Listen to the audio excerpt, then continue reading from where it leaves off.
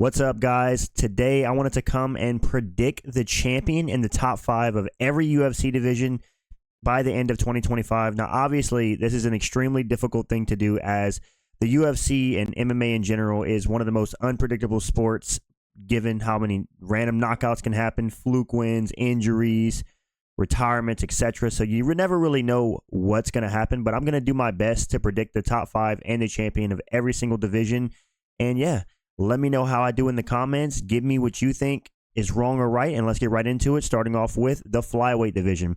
Now, currently in the flyweight division, we have Alessandro Pantoja as the champion. You know, he just defended his belt against Kai Asakura. Then we have number 1 at Brandon Royval, who Pantoja's already beat twice. Number 2 at Moreno, who Pantoja's actually beat 3 times if you include the Ultimate Fighter. Number 3 Amir Albazi, who just got smoked by Brandon Moreno. Number 4, Kai France, who also lost to Pantoja in the Ultimate Fighter. And number 5, Tatsuro Taira, who just lost to Brandon Royval in a competitive fight. This is the current top 5 of the division. Not bad. Pretty solid top 5. This is my prediction as for what's going to be the top 5 by the end of the year. I have Alessandro Pantoja remaining the champion. And then I have Brandon Moreno moving up one over Royval. I think Brandon Moreno and Royval might have a third fight just to settle who's going to fight Pantoja next, maybe, being that they are 1-1. And I think Brandon Moreno is going to win that third fight. A motivated Brandon Moreno. And then Manel Kape, I think is going to bust up into the rankings at number 2. I think he's going to get another good win, maybe against Kai France, and they'll bump him up to number 2 just because he hasn't lost to the champion, so they might bump him up above Royval. I think Royval, after the loss to Moreno, might drop a couple slots, like I said, under Manel Kape. Kai France and Tatsuro Taira, I think, will remain respectively at 4 and 5. Obviously, this could be completely different, but this is how I see it going. I do think, is it crazy to think that if Brandon Moreno goes and beats Royval, he gets a 4th fight with Pantoja? Would the UFC really want to do that? It's really tough to give a guy who lost to the champion technically 3 times another shot at him, but you do have to think about it. Brandon Moreno, when he last fought Pantoja, it was a split decision. It was very close. But maybe if Manel Kape goes out there and is impressive against Kai France, you give Manel Kape the title shot just because it's a new matchup. It's exciting. Either way, this is my prediction. I do think Pantoja will remain champ. Let's move on to the bantamweight division. In the current bantamweight division, we have Merab Dvalishvili as champion. He took the belt off of Sean O'Malley at 306 this year. He's going to be fighting Umar coming up on UFC 311. And then at number 1 spot, we have Sean O'Malley. Obviously, he dropped the belt, so he's going to be number 1 contender. At number 2, we have Umar Nurmagomedov, broke into the top 2 after he beat Corey Sandhagen. Number 3, Petr Yan, who has 2 impressive wins in 2024, so he held this spot pretty well. Number 4, Corey Sandhagen dropped a fight to Umar, but, you know, he was on a win streak before that. Number 5, Davison Figueiredo, who I actually think might go back to flyweight. So we might not actually see Figueiredo in the rankings. Either way, let's get into my prediction for the top 5 in the champion. So for this division, I think we're going to see Umar Nurmagomedov defeat Merab Dvalishvili at UFC 311. I just think Umar is faster. I think he's just faster. I think he's more impressive in the wrestling. I think he has better striking. And I don't think Merab's looked all that impressive against Sean O'Malley. It was a close fight. They both kind of look like garbage. So I don't know, man. I don't see a world where Merab beats Umar. I just don't see it. I don't really see skills in Merab, as I've mentioned multiple times. Call me a casual, but I just don't see where Merab is skilled. Outside of cardio and spamming takedowns, like, what does he have that's good? No submission threat, no knockout ability. So you get what I'm saying. So I do think Umar Nurmagomedov will become a new champion next month. And then I think Sean O'Malley is going to go up to number 1. I think O'Malley will end up getting a win, maybe over like a Henry Cejudo, maybe over like a Corey Sandhagen. I think O'Malley will get a win, remain at number 1. I think Merab will drop down to number 2 after, if he loses the belt and then O'Malley gets a win after. I think they'll bump O'Malley up to the number 1 contender to set up that Umar and O'Malley fight, which could be very exciting. And then I think we're going to have Petr Yan at the 3rd. Maybe you do Petr Yan, Corey Sandhagen rematch. I'm not sure. But Petr Yan will be at the number 3 because, you know, my Russian ice-cold soldier, Petr Yan, love him. Corey Sandhagen will remain at the number 4 spot. I don't think he'll get higher than 4 just because every matchup above Corey's tough. And Corey seems to really struggle with those top 3, 2, 1, and champ guys. And because he just dropped a decision to Umar. No shame in that. And I think Song Yadong is going to break into the top 5. Maybe Song Yadong gets a rematch with Cheeto. He wins, and they bump him into the top 5 and bump Figueiredo out because Figueiredo is probably looking to go back down to flyweight. So obviously, if you're going to be fighting another division, you're going to be more prone to moving down in the rankings, in my opinion.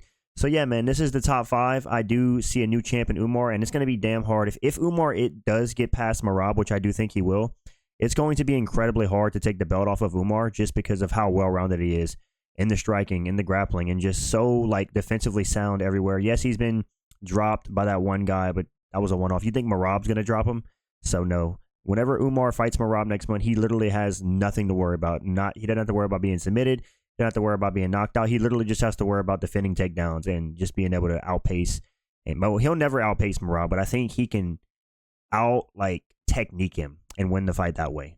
But yeah, this is my rankings for the bantamweight division. Let's move on to featherweight. Currently at featherweight, obviously you have Ilia Tapturo as the champion, defeated Max Holloway, defended his belt at UFC 308. First guy to knock out Max Holloway. Extremely impressive. Then you have Volkanovski at the 1. Volkanovski hasn't fought in nearly a year, which is crazy whenever you think about his activity in his championship reign. But it's good. He's letting his brain heal. He's 36 now, so you don't want to be rushing back into the octagon whenever you got knocked out brutally back-to-back. At the number 2 spot, we have Max Holloway, but I don't think Max Holloway is going to be in the rankings anymore, as he's already expressed he's moving up to lightweight at 33 years old. The weight cut is probably getting to him. Diego Lopez is at the 3, which is crazy because he's above Mavzar, and Mavzar beat him, and Mavzar is 9-0 in the UFC, and Diego Lopez is 5-1. But Diego Lopez has been more active, and he's beating good guys, and he's doing it impressively. So Diego Lopez at the 3, Mavzar's at the 4. He just beat Aljo. Really close fight, but he was able to edge out a decision. And then Yair Rodriguez at number 5. I mean, Yair needs to fight. He hasn't really done recently, but he lost to Brian Ortega, and Yair's never been like the most active fighter. If you know, you know. But yeah, let's go on to my prediction for what I think is going to be champ in top 5 for the featherweight division. I have Ilia Tapturo remaining as the champ. I just don't see anybody that beats him, man. He's just so good. Does he even fight at featherweight again after expressing going up to lightweight? Probably not. I don't know. Maybe he does. Maybe he's just all talk. But Ilia, I think he will hold on to the belt. He's going to pull a Conor McGregor. Even if he doesn't fight at featherweight, he'll hold on to the belt while he goes up to lightweight and challenges himself there. I think we're going to see Diego Lopez get up to the number 1 spot. Because listen, whether Diego Lopez faces Volk in this next fight or he faces Mavzar in a rematch, I think he wins both of those fights. Yes, I'm a Diego Lopez glazer. And yes, Mavzar can very well beat him because Mavzar is so good in the wrestling. But I wasn't too impressed with Mavzar against Aljo. I mean, he kind of got exposed in the wrestling against Aljo. Aljo, we're talking about a guy who couldn't take down Sean O'Malley at bantamweight, but it seemed like he ragdolled, in a sense, Mavzar Evloev. Yeah, it was close, but it just seemed like Aljo was getting those takedowns way too fast. And I can see a guy like Diego Lopez just being too dangerous, too fast, too quick. So either way, I'm going to have Diego Lopez as the number 1 contender. I'll have Mavzar at number 2. As I think even if, depending on who he faces, he could obviously move up in the top 5 from number 4 to number 2. Volkanovski, I think we'll see drop down to number 3. It's tough, man. Is it crazy to say that Volkanovski doesn't get another win at featherweight? Is that disrespectful? I mean, he's 36. He's coming off of 2 getting chinned brutally twice, and Father Time's undefeated, man. You don't get better with age, and you don't get better after getting knocked out. So it's tough for Volk. He's not the same guy. If he was, I'd pick him to beat almost all these guys. But Volk at 3, I think we'll see Arnold Allen jump into the top 5 at number 4. Maybe he gets a win over like a Yair Rodriguez or someone else. I'm not sure. But Arnold Allen will slip in there. And hot take, but I think Lerone Murphy might, sneak his way into the top 5. Maybe Lerone Murphy gets a matchup against a Brian Ortega or a Yair Rodriguez and gets a win, and he moves up. Do I think Lerone Murphy can become champ? Of course not. I mean, he's a 33-year-old prospect. He's like a Leon Edwards 2.0 at featherweight. But maybe Lerone can crack the top 5 and be undefeated, which would be impressive in itself. But yeah, man, this is my prediction for the featherweight division rankings for champion and for top 5 for 2025 by the end of the year. Let's move on to lightweight. Currently at lightweight, we obviously have Islam Makhachev as the champion, who's facing Arman Sarukian next month at UFC 311. Arman's the number 1 contender, rightfully so, after he defeated Charles Oliveira. Close fight, but he did win. Charles Oliveira is number 2, just defended his spot against Michael Chandler. Not too impressive considering Chandler was out for 2 years and he's already beat him. Justin Gaethje's at number 3. Hasn't fought since that brutal knockout to Max Holloway. Interested to see who he comes back against. Dustin Poirier at number 4.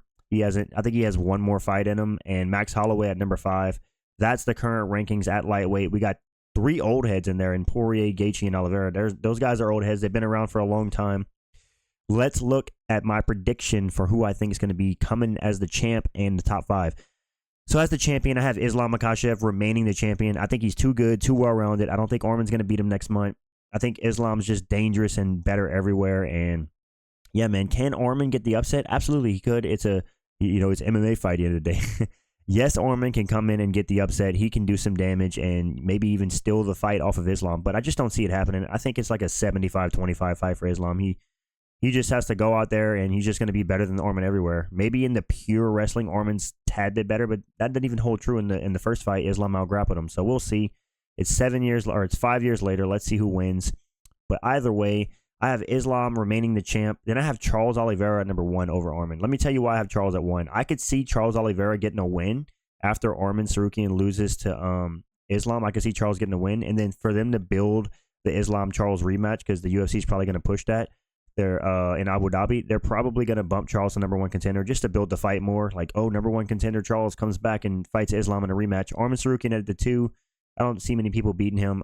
Max Holloway at the 3. Yeah, I think Max Holloway will take Justin Gaethje's spot at number 3, and we'll see Justin Gaethje slide down to number 5. And I actually think we're going to see Hinata Moicano debut in the top 5. I could 100% see a world where Hinata Moicano gets a fight against maybe like a Justin Gaethje after he beats Beneil Dariush, which I think he will, and Hinata Moicano takes the fight to the ground and submits him. I don't know. I could just see my boy, Money Moicano, I cannot afford to lose. I can see him slipping into the top 5. Call me crazy, but yeah, man, this is my prediction for champion and top 5 of the lightweight division in 2025 by the end of the year. Let's move on to the welterweight division. You guys know my favorite fighter, Belal Muhammad, is the champ. No, he's not my favorite fighter. Belal Muhammad's the champion at welterweight. And as it stands, we have Leon Edwards as the number 1 contender because he lost the belt, so you dropped to the number 1 contender. We have Shavkat Rakhmonov at number 2, who just defeated Ian Gary. We have Kamaru Usman at the number 3 spot, who hasn't fought in over a year, is on a 3-fight losing streak.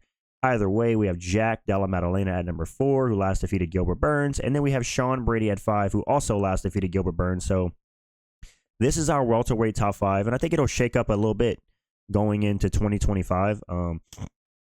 Let's look at my prediction on what the champion in the top 5 will be. I think we're going to have a new champ in Shavkat Rakhmonov.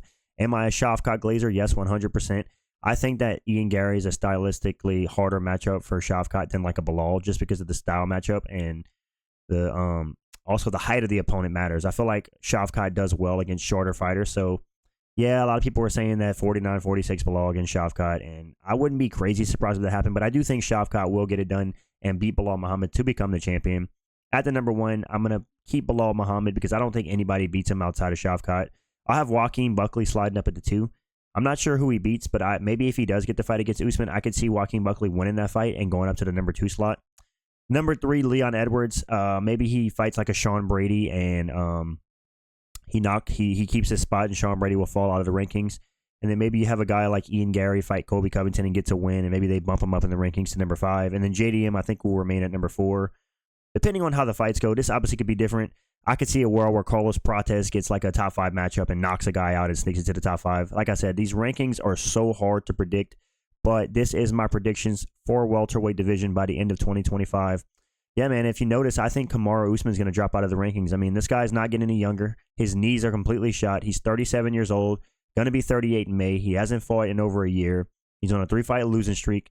I think we're going to see the worst version of Kamaru Usman we've ever seen whenever he comes back, man. And these young up-and-comers like Joaquin Buckley, like Jack Della Maddalena, like a Ian Gary, these guys are going to give, Kamaru Usman a world of trouble. Not to mention, Kamaru Usman is not the most well-rounded fighter. He doesn't have Brazilian Jiu-Jitsu, so I can see him getting submitted by Ian Gary if he gets taken down. Shavkat was able to defend that.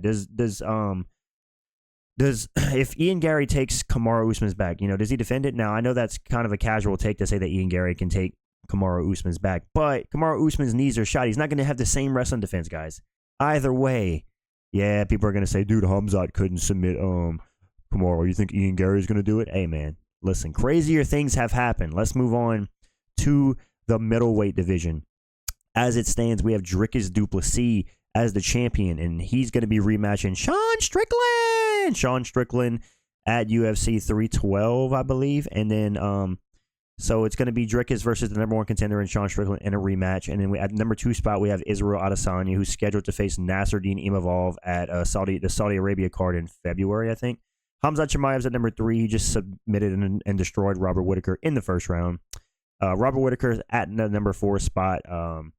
Not scheduled to fight again. I'm not sure how long he has to let his teeth heal. Nasruddin, as I said, is fighting Izzy. Let's look at my prediction for middleweight and what do I think is going to happen by the end of the year. I can see Khamzat Chimaev running through Dricus du Plessis. I just see it, guys. I'm sorry. I predicted it for the Robert Whittaker fight, and I don't see anything different happening against Dricus. I mean, Dricus has been taken down in his UFC career, and I think Khamzat will get him down, and I think has anybody taken Dricus's back in the UFC? I don't think so. Let's see if his submission defense holds up, but I think Khamzat Chimaev is going to get a submission over Dricus du Plessis, and even if Sean Strickland were to go out there and beat du Plessis, I think that's an even easier fight for Khamzat. I think he submits Sean Strickland or du Plessis. So I do see Khamzat being the champ. I think Dricus will fall to the number 1 contender. I don't think he loses to anybody else in the division. I do think that he's going to beat Sean Strickland in the rematch whenever they fight. I see Sean Strickland at number 2. I think Kyle Barajo will maybe get a win. Maybe he beats like a Robert Whittaker, or he beats another guy and he gets moved up a couple spots to the number 3 spot. Israel, I think, will drop 2 spots to number 4. I think he'll win against Imavov, but then he'll probably lose the next fight after that, and he'll drop a couple spots in the rankings. And then I can see Robert Whittaker barely holding on to that number 5 spot. Maybe he loses a fight and they bump him down one time, show him some respect, keep him in the top 5, being how long he's been doing the dang thing. But hey, man, like I said, it's always unpredictable. Who knows? Maybe Dricus goes out there and Looney Tunes his way to KO Khamzat and Strickland. I'm not sure. I do think he's going to beat Strickland quite handily in the rematch, just because Strickland has the same style every single fight, and Dricus has shown an ability to game plan very well. So I think Dricus is going to get a lot easier of a win against a Sean Strickland in the rematch. Either way, this is my projected rankings and champion for the middleweight division of 2025. Let's move on to the light heavyweight division. As it stands, we have Alex Pereira as the champion, just completely destroying everybody at light heavyweight, undefeated. Destroyed Yuri Prochazka twice, destroyed Jamal Hill, destroyed Khalil Roundtree. This guy's on an absolute tear. We have the number 1 contender who should be undeniable for a title shot next, Magomed Ankalaev. Yuri Prochazka set to fight Jamal Hill next month. Yuri, man, I'm worried for him. This could be a really bad downfall for him if he doesn't fix his defense. Jamal Hill last lost to Alex Pereira at UFC 300. As I said, he'll be fighting Yuri on UFC 311. Jan Blachowicz, old crafty vet Jan Blachowicz is 41 years old at the number 4. Hasn't fought since he fought Alex Pereira, and coming off his shoulder surgery, it's tough for Jan Blachowicz. I think he should retire soon. Alexander Rakic at the 5. He hasn't looked too impressive either. I think he's on a 3-fight losing streak. So let's look at my prediction for the top 5 for light heavyweight in 2025. I have the champion remaining as Alex Pereira. Now, this might be a hot take. I've gone back and forth on who I think is going to win the Ankalaev fight between Alex Pereira and Ankalaev, and one day I'm Ankalaev, the next day I'm Alex Pereira. I'm just so unsure. It's really a 50-50 fight, but I just don't see the wrestling of Magomed Ankalaev dominant enough in his career to just go in there and ragdoll Alex Pereira on the ground. And I think if it stays on the feet, Alex Pereira will chin and knock out Magomed Ankalaev, who was dropped by Thiago Santos back in the day. People forget, man. Either way, I think that we're going to see Alex Pereira remain champ. He'll beat Magomed Ankalaev, and then maybe he'll fight one more time. Maybe if Jamal Hill wins in impressive fashion, they do that rematch just because of all the talk, and maybe it could build some hype behind that. I think Jamal Hill will remain at the 2. I think he's going to beat Yuri Prochazka, and that'll move him up to the 2 spot over the 3. Carlos Alberg, I think, will enter the rankings. Not sure who he beats or how. Maybe Carlos Alberg versus Jan Blachowicz, and Alberg beats Blachowicz because Blachowicz is just old and not going to be the same guy. He jumps in at the 3. I could see Khalil Roundtree getting a win, and maybe Khalil Roundtree goes and beats Yuri Prochazka after Jamal Hill does, and he jumps into the top 5. And then I can see Yuri barely holding on to the top 5, knocking out Alexander Rakic. I think Alexander Rakic will drop out of the top 5. He's on a 3-fight losing streak from what I remember, and he just hasn't been impressive lately, man. But I'm worried for Yuri, man. Who knows if Yuri even stays in the top 5 in 2025 just because of his lack of defense, man. He's such an exciting fighter, but man, Pereira exposed how bad his defense is and just made him look like an amateur. Either way, this is my projected rankings for the light heavyweight division in 2025. Could it be completely different? Absolutely. Maybe Azamet Mirzakhanov can jump into the top 5. Maybe Dominic Reyes comes on a crazy run and jumps to the top 5. You never really know, but this is my prediction. Let's move on to the heavyweight division. We have John Jones is the current heavyweight champion. Tom Aspinall, we all know is the real champ. The interim champ, Tom Aspinall, at the 1. Cyril Gane's at the 2, who just absolutely robbed Alexander Volkov. So in my opinion, he should be above Volkov or under Volkov. But either way, he's at the number 2. Volkov at the number 3, who just got robbed, as I said. Sergey Pavlovich, coming off of 2 losses, has dropped to the 4, but he's still dangerous. Curtis Blades at the 5. He just dropped the fight to Aspinall, but Curtis Blades has been a perennial contender at heavyweight. He's been in like the top 6, top 5 for a while now. Let's move on to my prediction and who I think is going to be champ in the top 5.